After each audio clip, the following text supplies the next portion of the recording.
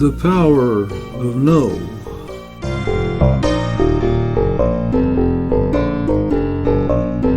Discussing the subject of government decision-making, someone said, quote, "There is no power in yes."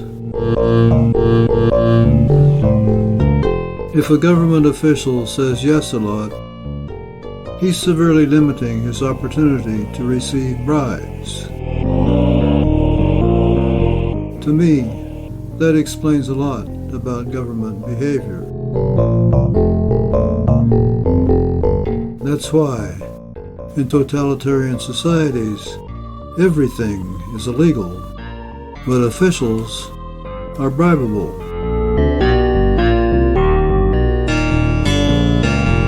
Actually, the government is not the only one who can say no. Citizens can do that too, and I think we should be saying no a lot more often. Let me tell you why.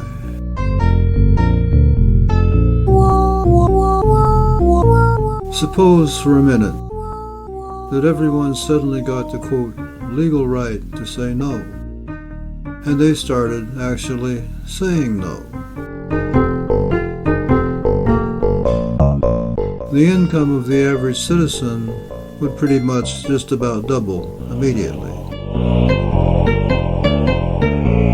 If we could say no to income taxes, Social Security taxes, sales taxes, excise taxes, license fees, permit fees, and so forth. If we could say no to all this armed robbery, we would end up with a net income about twice what we have now. Of course, the income of government criminals would immediately fall to just about zero.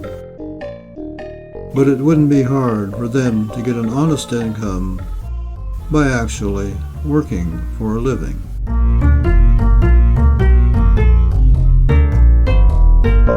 Of course, many people would still want to pay for protection, but they could choose who to pay and how much to pay.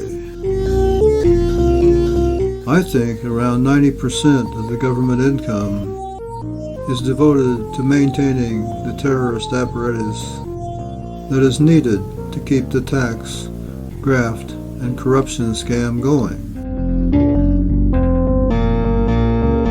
You won't see that in the official budget, of course, but there's a lot of governmental cash flow that is recorded off the books, if it's recorded at all. Citizens are not allowed to know about such things, of course. If we obtained the right of refusal and kept it, we could expect the GDP to grow about 20% a year. As of the last few years, the economy has probably been shrinking because of the increasingly voracious appetites of the ruling kleptocracy. But citizens are not allowed to know about such things, of course.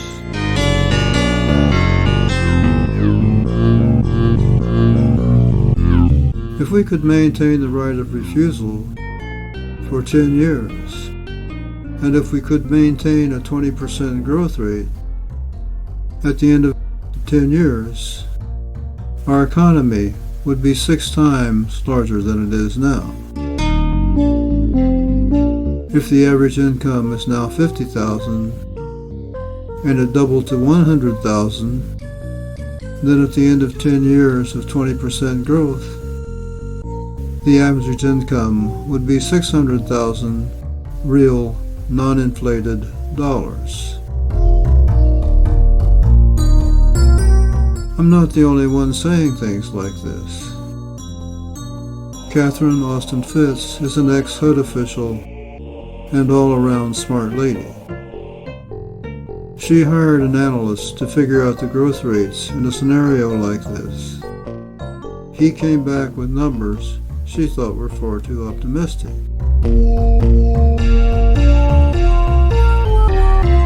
She told the analyst she didn't believe the numbers, and he said, "Check it yourself." So she did, and then agreed that he'd been right. Ironically, adopting the right of refusal would make the elites a lot richer than they are now, and a whole lot safer. Everyone would perceive the system as fair because they could just say no if they thought it wasn't fair.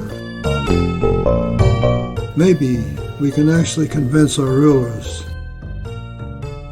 to stop shooting themselves in the whatever.